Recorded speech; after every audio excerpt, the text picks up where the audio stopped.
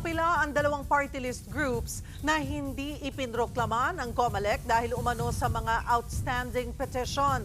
Kasabay niya, naniniwala ang kampo ni House Speaker Martin Romualdez na suportado pa rin siya ng mayorya ng party list representatives sa papasok na 20th Congress. Magbabalita, Simon Gualvez. 54 na party list groups para sa 63 pwesto sa Kamara. Sila ang mga ipinroklama ng COMELEC sa Manila Hotel 10 City kahapon. Sa party list po, ang inabot po na number of votes for the party list ay 41,950,292. Dito po binase ang Banat versus COMELEC, dito po binase ang 2% threshold, dito po binase ang additional seat at dito po binase ang seat na entitled kahit maaaring hindi nakakuha ng 2%. Tatlong pwestong na-secure ng Akbayan, Duterte Youth at Tingog. Tig-dalawa naman sa 4-piece, ACT CIS at Ako Bicol Party List. Lahat sila hindi bababa sa 1 milyon na nakuhang kabuuang boto. Tig-isang pwesto naman para sa nasa pang-7 hanggang 54th place na party list.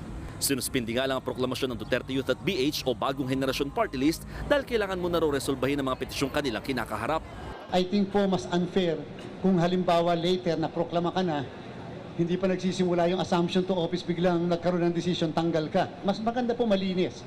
Ang Duterte Youth iaakyat daw sa Korte Suprema ang usapin. Sinagot na raw nilang lahat ng issue at pinayagan pa nga raw sila maupo ng 2019 at 2022 elections. Banta nila, kapag hindi sila pinaupo ng COMELEC, isisiwalat nilang anilay mga kalukuhan sa Kongreso at COMELEC kung paano nagkakapera. Ang Bagong Henerasyon Party List naman, handa raw harapin ng anumang isinampa sa kanila.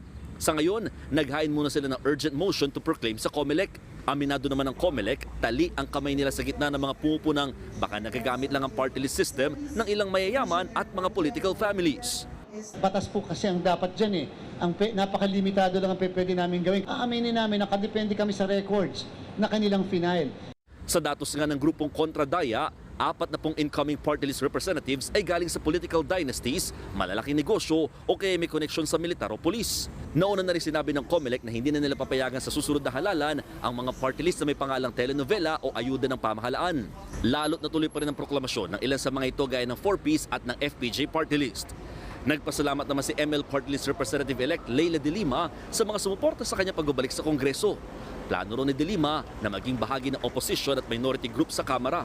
Si Akbayan Party List Representative-elect Shell Diokno naman, hindi raw akalain na mangunguna sila. Shook kaming lahat sa naging resulta. Ang nais po namin ay maging boses ng iba't ibang mga sektor ng ating lipunan na hindi naririnig o napapakinggan sa Kongreso. Tiniyak naman ni Ako Bicol Party List Representative Alfredo Garbin na nananatili ang suporta ng major party list groups kay House Speaker Martin Romualdez. Kasunod yan ng umuugong na pagpapalit ng liderato sa Kamara. As to the speakership, doon sa party leaders meeting, settled naman kung sino yung speaker at si Speaker Martin Romualdez pa rin. Ako, Simon Gualvez, para sa 1PH. Sa puntong ito, magkakasama natin si COMELEC spokesperson, Attorney John Rex Laudianco. Magandang tanghali po sa inyo, Attorney Laudianco. Magandang tanghali po, Ma'am Cheryl, at sa lahat po na taga-subaybay ng One Balita PH. Attorney, para malinaw lamang po sa mga taga-suporta ng Duterte Youth at Bagong Henerasyon Party List, ano po ba nga ang dahilan ng suspensyon ng kanilang proklamasyon? Una po sa lahat, nililinaw namin na hindi sinasarado po ng COMELEC ang pinto para sa proklamasyon ng dalawang naturang grupo. Nagkataon lang po na merong nakapag-file ng petisyon at nakabinbin po ito at medyo serious po yung allegation. At ito po yung pamamaraan para maresolba bago po tayo magtuloy-tuloy. Una sa lahat, sa Duterte Youth po, meron po kasing petisyon na nag-question ng kanilang registration dahil sa isang jurisdictional issue, yung kawalan ng publication, at meron din po mga ilan patungkol sa election offense. Ganon din po dun sa ating Bagong Henerasyon Party List kung saan meron po mga inilagak na petition din sa kanila na maaari mag-constitute ng serious po na election offense tulad ng partisan political activity. Para nga po ito yung maresolba na muna, huwag magkaroon ng question at i-resolba na muna po natin ito bago magproklama. Muli po, hindi po sa hindi pinoproklama, ngunit temporarily sinususpend lamang po para matapos ang lahat ng issue bago man ang kanilang proklamasyon. Kailan po ito final, itong mga reklamo, mga petition po sa kanila? At bakit po hindi ito naresolba bago pa nag-eleksyon? Ito pong sa ating Duterte Youth, meron pong isang bago, no? Pag-question nga po, yung kanilang publication requirement. Alam niyo po kasi pag ikaw ay nagpa-file na accreditation, yung publication po isang jurisdictional issue. So meron po naglabas niya. Bukod pa nga po doon sa mga panibagong question tungkol sa red tagging at ilang pa na maaaring mag-constitute ng election offense. Recently filed lang din po yung ikalawang bagay. Ganon din po yung sa bagong henerasyon na recently filed lang din po. May 8 po ito. Lahat po ito ay na-file bago po magagawa pa ng resolution. And by the way po, yung patungkol naman po sa Duterte, yes, maaari pong meron ng issue ito 2019 pa. Ngunit ang sinasabi nga po natin, ito ay nananatiling pending. Hindi naman po pwedeng hindi ito re-resolve. Kung matatandaan niyo po, meron nga pong isang party list group na napababa ang COMELEC na disqualified, natanggal ang accreditation, samantalang nakaupo na po sila. Yung po kasing mga paglabag sa alituntunin, hindi naman nangangahulugan na porket nakaupo, porket nakakuha na ng pwesto ay hindi na po pananagutan.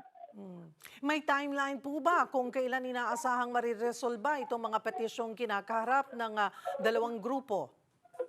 Sa lalong madaling panahon po, yan ang commitment po ng COMELEC dahil inaasahan po natin nga na magkukumbina yung mga kongreso natin by noon of June 30. So ito po yung mga bagay na ito, hindi po hanging. Ang commitment po ni Chairman Garcia at ng Commission on Elections, sa lalong madaling panahon, basta makomply natin ng due process ay tatapusin ang mga kasong ito. Nagsagayon, dalawang bagay po ang malaman natin. Kung talagang madi-dismiss ang mga petisyon dito, makapagpo-proclaim na po, makapag-a-assume sila. Kung samantalang naman po merong basihan para magtuloy-tuloy ang disqualification, at least may ruling ang COMELEC makaakyat po sa ating Korte Suprema kung kinakailangan ng partido. Nagbanta po ang Duterte Youth na isisiwalat ang umano'y katiwalian sa Kongreso at COMELEC kapag hindi sila ipinroklama. Ano ho ang sagot dito ng COMELEC? Naku, ayaw na po namin patulan yung mga ganitong bagay kasi hindi naman po ito parte ng prosesong legal. Pero sinasabi nga po namin, merong isyong ganito, walang isyong ganito. Kung meron man po nagkasala, dapat naman po sinasabi yan, ina-expose yan. At sabi naman po ng COMELEC kung may ganyan sasagutin. At kung wala naman po, napapatunayan din natin na walang ganyang issue. Ito po ay prosesong legal. At sinasabi nga po namin, ultimately, sila magbe-benefit. Bakit? Kung sila po ay makakaupo na merong pending issue sa kanila, hindi mawawala ang pagkwestiyon. Tuloy-tuloy habang nakaupo. Samantalang ito, mas maganda. Bago pa man maupo sa pwesto, maresolba na lahat. Makaakyat na sa Supreme Court ang lahat ng dapat umakyat. Nang sa gayon, malinis at maayos ang pagkakaupo. Walang balakid sa kanila po pamamalakad. So ang sinasabi po ba ng COMELEC ay naproklama o hindi naproklama kung may alam sila talagang katiwalian sa COMELEC at Kongreso, ang dapat lamang ay isiwalat? Wala naman po makakapigil sa kanila at hindi po ba gano'n naman dapat talaga ang katotohanan dapat lumabas. So yung mga ganyang bagay, ayaw na pong i-dignify ng COMELEC yan at hindi po dapat ganyan na porket hindi na proklama may mga sasabihin na ganyan. Kung may nalalaman po bakit hindi? Kung meron po ebidensya, kung meron pagpapatunay, bakit hindi magsampa ng kaso? Yan lang naman po ang sinasabi po namin. Saka hindi po dapat pinapanakot yung mga ganyan. Kasi otherwise po, ang aasahan po ba natin sa bawat hindi po proklama ng COMELEC, sa bawat matatalo sa halalan, sa bawat matatalo sa kaso, tatakutin na lang po ng tatakutin ang lahat ng nakaupo po. Attorney Laudianco, inamin po ninyo na may mga party list na hindi tunay na kinatawan ng marginalized sectors. Ano po ang hakbang ng COMELEC para tugunan ito para sa mga susunod na halalan? Though, limitado po ang kapangyarihan ng COMELEC on this. Ang dapat hong magbago or mag-amend siguro ay ang Kongreso.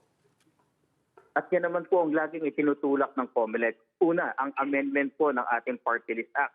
Dahil panahon na po para po maisakatuparan yung tunay na intensyon ng ating saligang batas. Kung sino po dapat ang magre-represent sa marginalized at underrepresented sectors, yun po dapat, kung matatandaan nyo nga po, Mang Cheryl, sometime in 2013, COMELEC po ay nag-delist ng napakaraming party list groups na sinasabi natin, meron ng legislative district representation, bakit meron pa sa party list? Hindi ba duplication yan? Ano po ang nangyari? Kami po ay dinala sa kataas-taasang hukuman. Natalo po ang COMELEC. Yan nga po lumabas yung doktrina ng atong paglaong. So kung makikita niyo po dito, COMELEC po ang nagtutulak ng pagsusulong. Ikalawa, kung bakit namin gusto na magkaroon ng pag-aamienda. Panahon na po para ang batas na ang magdikta ng pagkukompute ng party list. Kasi kung makikita niyo po, yung unang interpretation, nagbase kami sa batas, sabi, mali kami. Nagkaroon ng formula po ang ating Chief Justice Panganiban na napalitan muli ng Associate Justice Carpio ruling po doon sa tinatawag natin Banat case. Napipilitan po ang ating kataas-taasang hukuman mag-formulate ng formula. Samantala, anak ang mga bagay na ito ay dapat nandun mismo sa batas. Kaya nararapat lang po sa aming pananaw na magkaroon ng pag-amyenda. Lahat ng ikabubuti po ng party list system of representation, wala pong pagtutol at susuportahan po niya ng COMELEC. Bukod po sa party list, may mga sinuspindi rin ho ba kayong proklamasyon ng ilang local candidates? At tama po yan, mahigit kumulang 20 po ang nasuspindi. Dahil nga po ang sinasabi natin po, pag meron talagang pending issue, hindi naman maaari na hayaan natin maproklama. Tapos kung maproklama po sila, at pabababain din natin sa pwesto, hindi po ba mas malaking gulo? Hindi po ba mas malaking problema na aabala pati ang pamamahala sa pamahalaan? Samantalang kung tapusin na lang muna natin ang issue, nagkataon po kasi meron talaga nangyayari na umaabot sa halalan hindi pa nare-resolve. Hindi naman po sa kagustuhan namin yan. Talaga nagkataon lang po marami at maraming issue. Resolve na lang po natin. At yun din po sinasabi natin sa Duterte Youth at sa Bagong Henerasyon Party List. Hindi lang naman po kayo ang nasuspindi. Marami rin po sa mga local government officials at mga candidates natin ang nasuspindi ang proklamasyon. At ang layunin po ito hindi para harangin ang inyong proklamasyon o pagkapanalo. Wala pong kumay-question, nanalo po kayo. Kaya lang may mga issue na dapat iresolba na dapat mawala na yung pagiging pending. Pero meron din po bang mga yung naiproklama na bago pa umusad ang mga petisyon sa kanila? Ay, meron po, nangyayari po yan. Pero yan po ang iniwasan natin sana ngayon. Kaya nga po hanggat maaari, yung meron po mga petisyon na disqualification na mabibigat yung ebidensya laban sa kanila, na mabibigat yung issue, hanggat maaari po ay hindi muna natin self-inroklama para nang sa gayon, ma-resolve muna. Pero maaari po talagang mangyari na pagkatapos meron disqualification sa papaanong paraan. Yun po yung tinatawag natin na petition for quo warranto. Inaasahan po namin yan sa iba't ibang tribunal at korte na sa loob ng 10 araw pagka-proclaim may question sa qualification. Yan po yung pamamaraan. Yan po hanggat maaari sana iniwasan ng COMELEC kung nakasampa na ang kaso, iresolbahin natin bago pa man po ang proklamasyon at pagkakauto. Sa ibang issue po, naglabas ng manifestation yung mga kumandidatong senador sa ilalim ng PDP laban. Kabilang sa nakasaad dito, may natanggap silang kahina-hinalang insidente na nauugnay sa transmisyon ng boto na dapat daw hong imbestigahan. Ano po ang reaksyon nyo dito? Nakarating na ho ba ito sa COMELEC?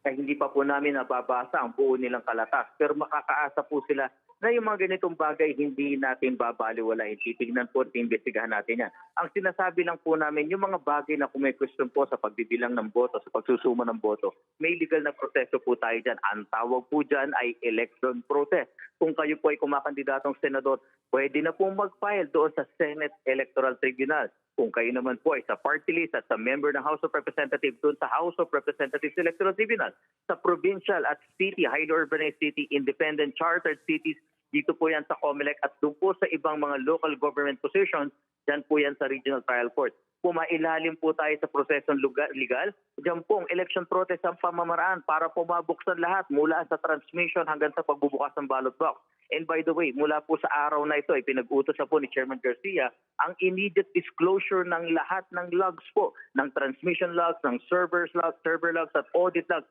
Yan po ay isa sa publiko namin at ilalathala namin sa aming COMELEC website. Makikita niyo po, ganyang kataas po ang transparency at disclosure ng COMELEC. Maraming pong salamat sa inyong oras, COMELEC spokesperson, Attorney John Rex Laudianco.